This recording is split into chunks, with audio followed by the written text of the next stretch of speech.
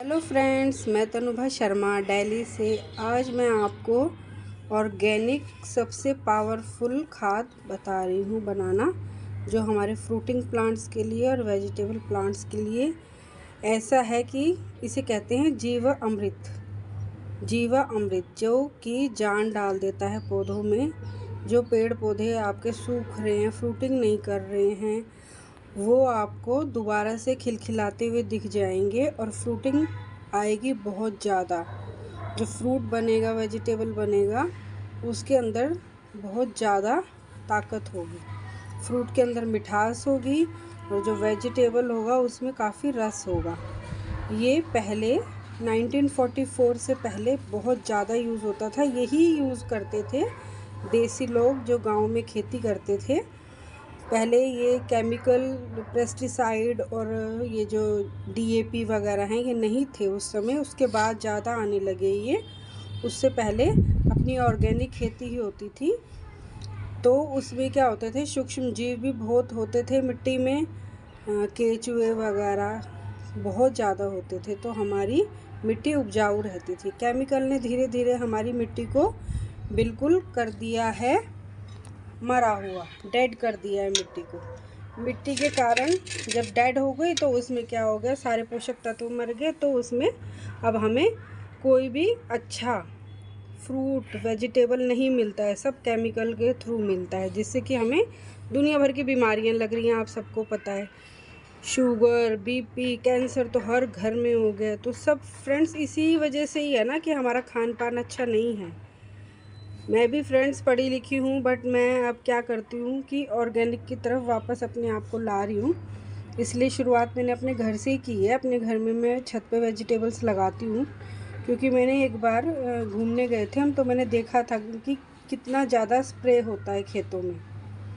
2 या 3 बार तो वो लोग स्प्रे करते ही हैं, फ्रूट हो चाहे वेजिटेबल हो चाहे पत्तेदार सब्जी हो, सब में। तो वो हम सीधे सीधे जहर ही खा रहे हैं, मैं सीधा बोलूँगी।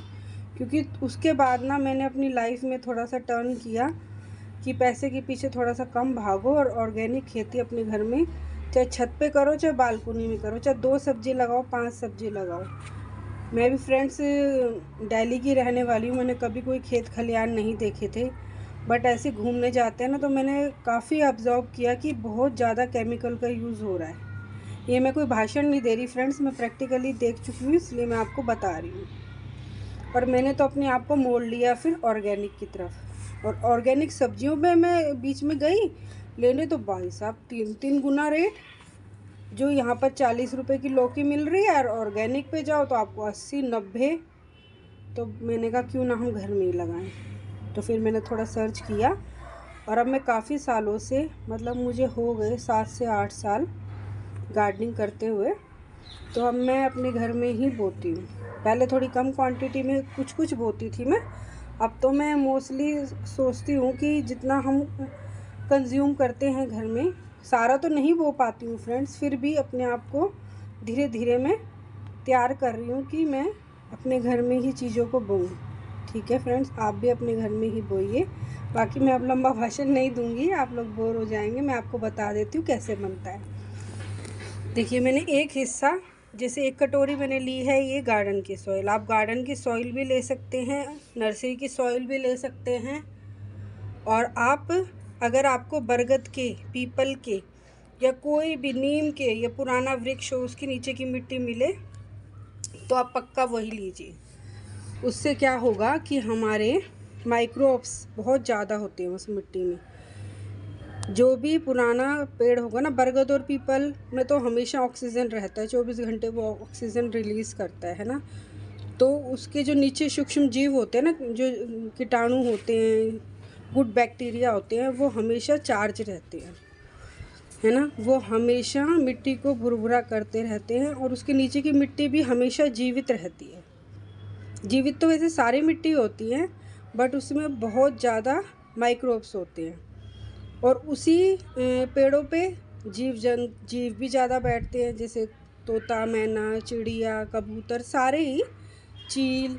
तो वो क्या कहते हैं, उनके अवशेष भी गिरते हैं, वो भी बाद में डिकम्पोस्ट होके खाद में ही कन्वर्ट होते हैं। दूसरा जो वो बीट करते हैं, पॉटी करते हैं, वो भी खाद में ही कन्वर्ट होता है। तो इसलिए हम लोग पीपल और बरगद की मिट्टी ज़्यादा लेना पसंद करते हैं।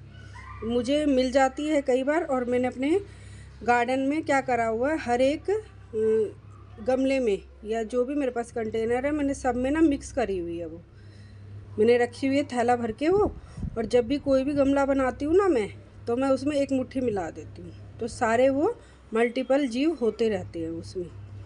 तो अगर आप कहीं भी जाते हैं घूमने तो अपना एक पन्नी उठाए और उसमें भर ली।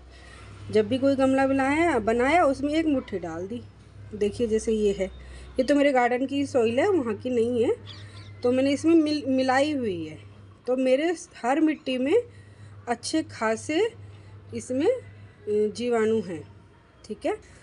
केचुए भी हैं मेरी छत पे, बहुत चीज़ें हैं जो कि हमारी मिट्टी को उर्वरक बनाते हैं, उपजाऊ बनाते हैं। ये देखिए एक कटोरी ही गुड़ लिया है मैंने। देसी गुड़ मिल जाए तो वो भी अच्छा है, नहीं तो ये वाला गुड़ भी चलेगा। ज़्यादा येलो मत लीजिएगा, उसमें ज़्यादा सोडा होता है, मीठा सोडा ना ज़्यादा क्वांटिटी में डाला जाता है। तो ये जो हमारे ये है ना ऑर्गेनिज़म, तो वो मरने की कगार पे आ जाते हैं ज़्यादा सोडा होने के कारण। किसी भी फर्टिलाइज़र में है ना, हम लिक्विड फर्टिलाइज़र भी बनाते हैं जो, उसमें हम गुड़ डालते हैं, तो आप उसमें भी कम ही यूज़ करिए। जितना ब्लैक गुड़ हो ना, ख़राब हो, जो गाय भैंस खाते हैं है ना, तबेले में मिलता है, जानवरों को दिया जाता है, वो वाला गुड़ आप यूज़ करेंगे तो ज़्यादा अच्छा है।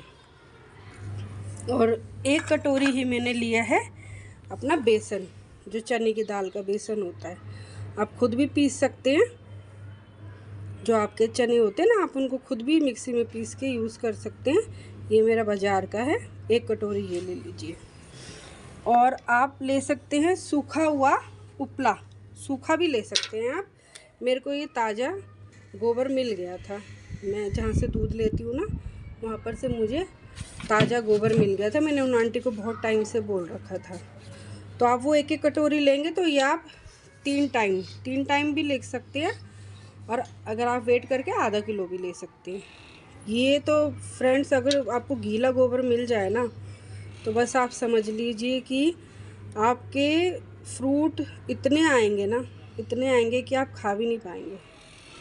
लोग गो से डालते हैं जो सूखा होता है, क्योंकि नहीं मिलता शहरों में ना, अवेलेबल नहीं होता ये गीला वाला। हम भी शहर में रहते हैं, दिल्ली में रहते हैं, सिटी में है, बट हमें मिल जाता है, क्योंकि मैं गाय भैंस वाले जो है ना, वो हमें दूध दे के जाते हैं, तो मैं उनसे मंगवा लेती हूँ। तो आप भी ऐसा कर सकते हैं, तो आप मंगा लीजिए, ज़्यादा नहीं मंगाना। बस ये देखिए, ये जैसे ये एक कटोरी है, तो ये आप 3 कटोरी ले लीजिए। ये अभी तो 2 कटोरी है, मैं इसमें 1 कटोरी और मिलाऊंगी, आधी कटोरी है ना, ये देख लीजिए। नहीं तो 2 कटोरी ऐसे भी बहुत है, इतना 2 कटोरी भी मिल जाए तो वो भी बहुत है। तो आपको अगर ये गीला वाला मिलता है ना, तो ये तो बहुत ही अच्छा है, क्योंकि इसमें ना क्या हुआ, सुखाया नहीं हुआ है ना, जो इसके वो है ना जीवाणु, वो मरे नहीं हैं, इसके अंदर अभी वो जीवित हैं। सूखने के बाद ना कई सारे माइक्रोब्स तो मर ही जाते हैं, है ना, सूखने से डिकम्पोस्ट हो जाता है वो, तब भी वो मर जाते हैं। हम कई दिनों धूप में रखते हैं उसको, है ना, तो वो मर जाते हैं, सूक्ष्म जीव जो होते हैं। तो ये तो इसमें भी हैं। ये मैंने अभी 2-3 घंटे पहले ही मंगाया था, तो आप ऐसे मिल जाए तो बहुत ही अच्छा है फ्रेंड्स। कोशिश करिए आपको अगर गीला गोबर मिल जाए तो, नहीं तो आप सूखा भी डाल सकते हैं, आधा किलो, 1 उपला डाल दीजिए, है ना, हल्का हो जाता है ना वो सूखने के बाद, तो आप वो 1 उपला डाल दीजिए, ठीक है। आपको रेशो मैंने बता दिया। ये गुड़ को आप कूटोगे ना तो 1 कटोरी हो जाएगा, देखिए, ठीक है। अगर आप, ये मेरा 8 लीटर पानी है, मैं आपको पहले इसलिए क्वांटिटी बता रही हूँ, 8 लीटर पानी है ये, ठीक है। तो आप इनको सबको इसमें मिक्स कर दीजिए। आप मानेंगे नहीं फ्रेंड्स, आप खुश हो जाएंगे बिल्कुल। एक बार आप ये करके देखिए, 4 दिन 5 दिन इसको रख दीजिए आप शेडी एरिया में। ढकना नहीं है इसको, अगर आपको ढकना है छिपकली मच्छर मक्खी अंदर ना जाएं, तो आप इसको मलमल के कपड़े से ढक सकते हैं, या किसी अखबार से ढक सकते हैं, बोरी से ढक सकते हैं, या फिर ऐसे ही किसी ढक्कन से ढक सकते हैं जो एयर टाइट ना हो। बस ऐसी ढक्कन ऊपर रख दीजिए, और दिन में इसको एक बार चलाना है क्लॉकवाइज, एंटी क्लॉकवाइज मत घुमाइएगा। इसके अंदर जो माइक्रोब्स होते हैं वो मर जाते हैं फिर, है ना, वो भी अपना ऑक्सीजन क्रिएट करते हैं, अंदर अपनी दुनिया मल्टीपल करते हैं, है ना। तो उनको हमको क्लॉकवाइज ही घुमाना है कि वो मल्टीपल हों और मरे ना अंदर, ठीक है, क्योंकि वो बहुत छोटे होते हैं, आपको वो दिखेंगे भी नहीं है ऐसे, ठीक है। मैं आपको ये काम करके दिखाती हूँ अभी मैं कैसे डालना है। देखिए, सबसे पहले तो आप ये गोबर डालिए, नहीं पहले आप ये बेसन डालिए। बेसन में थोड़ा सा पानी डाल के ना घुमा लीजिए हाथ से, क्योंकि क्या होता है बेसन जो होता है ना फिर घुलता नहीं है ना, गांठें बन जाती है। हम पकोड़े बनाते हैं ना तब भी ऐसे ही होता है ना, इसके साथ की गांठ बना लेता है ये। तो हमने क्या करना है, इसमें थोड़ा सा इसको हल्के हाथ से ऐसे घुमा लीजिए। फ्रेंड्स, बहुत सारे इसमें आपके फ्रूट्स वेजिटेबल लगेंगे और आपकी जो मिट्टी है ना वो बिल्कुल जी उठेगी। अगर वो ऐसे हो रही है कि सूख जाती है बार बार, या आपको लगता है कि अरे इस मिट्टी में तो अब जान ही नहीं है, इसमें 2-3 बार हमने फ्रूट्स वेजिटेबल ले लिए हैं, ठीक है। देखिए अब हो गए ना, बस अब इसको उसमें खोल दीजिए, तो आप देखेंगे ना वो मिट्टी चार्ज हो जाएगी वापस एक बार की। अगर इसके अलावा आप कोई और खाद नहीं भी देंगे ना तो चल जाएगा। इसको 10 दिन में एक बार देते रहिए फ्रूट और वेजिटेबल में। और अगर आपके पास फ्रूट और वेजिटेबल के प्लांट नहीं है तो महीने में एक बार दे दीजिए।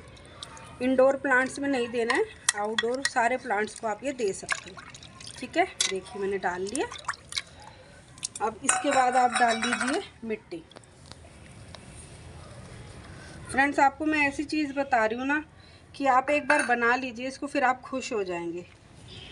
आपको फिर किसी भी चीज़ को लाने की खाद की ज़रूरत नहीं होगी। किचन वेस्ट और अपना ये वाला 2 ही खाद से आप आराम से गार्डनिंग कर सकते हैं। देखिए देख रहे हैं, है ना गीला। फ्रेंड्स, पहले तो कितना यूज़ होता था गोबर का। अगर आपको गौमूत्र मिले तो आप इसमें थोड़ा सा गौमूत्र भी डाल लीजिए, 1-2 ढक्कन। आजकल तो सब कुछ अवेलेबल होता है अमेज़ॉन वगैरह पे, तो आप मंगा सकते हैं। बहुत अच्छा होता है गौमूत्र। ये गीला है ना इसलिए इसमें गौमूत्र तो अपने आप ही मिला हुआ है, नहीं तो आप गौमूत्र मिला भी सकते हैं, ठीक है। इसको अच्छे से घोल लीजिए। मुझे तो कोई घिन नहीं आती फ्रेंड्स, क्योंकि मैं तो बनाती रहती हूँ और मुझे पता है इसका रिज़ल्ट कितना अच्छा होता है, तो मैं तो बड़ी खुशी से बनाती हूँ इसको। थोड़ी सी स्मेल आती है इसमें, तो आप बालकनी में रख दीजिए, टेरेस पे छत पे रख दीजिए, है ना, जहाँ भी आपके पास ओपन एरिया वहाँ रख दीजिए। नहीं तो इसको हल्का सा किसी ढक्कन से ढक के रख दीजिए। 1 हफ्ता भी रख सकते हैं, 5 दिन भी रख सकते हैं। 5 दिन तो कम से कम रखिए, और 1 हफ्ता भी रख सकते हैं, 10 दिन भी रख सकते हैं। इसमें माइक्रोब्स मल्टीपल होते रहेंगे, जितना उससे ज़्यादा मत रखिए। 10 दिन से इसमें बहुत सारे जीवाणु उत्पन्न हो जाते हैं, ठीक है। अब इसको मैंने देखिए क्लॉकवाइज अच्छे से घुमा दिया है, खूब अच्छे से। अब इसको मैं शेड एरिया में रखूँगी, इसको धूप में नहीं रखना है, ठीक है। और इसको ज़्यादा भी यूज़ नहीं करना। कभी आप सोचो कि हम इसको जल्दी जल्दी और ज़्यादा यूज़ कर लें, इसके साइड इफ़ेक्ट तो कुछ नहीं होंगे, बट ज़्यादा यूज़ क्यों करना है। अगर हम ज़्यादा खा लेते हैं तो अपच हो जाती है ना, तो इसको भी ऐसे ज़्यादा नहीं देना है। अपना लिमिटेड क्वांटिटी में देंगे, जो कि पौधों को भी अच्छा लगे, ठीक है। पतला करके देना है, मेनली बात ये है। आप खुद देख लीजिए, जैसे आप किसी भी बाल्टी में भरें तो वो पतली होनी चाहिए। सॉलिड पार्ट भी आप इसका दे सकते हैं, जो ये मिट्टी है और गोबर के पार्ट होंगे ना, वो भी दे सकते हैं। स्प्रे करना हो तो आप स्प्रे भी कर सकते हैं। 1 लीटर में 10 ml मिला लीजिए छान के, क्योंकि स्प्रे गन ख़राब हो जाएगी फिर। 10 ml मिला लीजिए और फिर उसके बाद पौधों पे छिड़काव भी कर सकते हैं। आप देखेंगे कि पत्तियों में भी बहुत अच्छा चेंज हुआ है। अब मैं इसके ऊपर थोड़ा सा हाथ धो लूँगी इसी में। देखिए फ्रेंड्स, मैं इस जाली से ढक रही हूँ। बस इसको हल्के हाथ से ऐसे ढक के कोने में रख दीजिए, जहाँ धूप नहीं आती है। आप इससे भी ढक सकते हैं, कोई भी कार्डबोर्ड हो, है ना, कोई भी चीज़ जो जालीदार हो, चुन्नी हो, आप किसी से भी ढक सकते हैं। अगर मेरा वीडियो अच्छा लगता है तो लाइक कीजिए, शेयर कीजिए, मेरे चैनल को सब्सक्राइब कीजिए, ज़रूर बनाइए जीवामृत। फिर मिलते हैं अगली वीडियो में। बाय।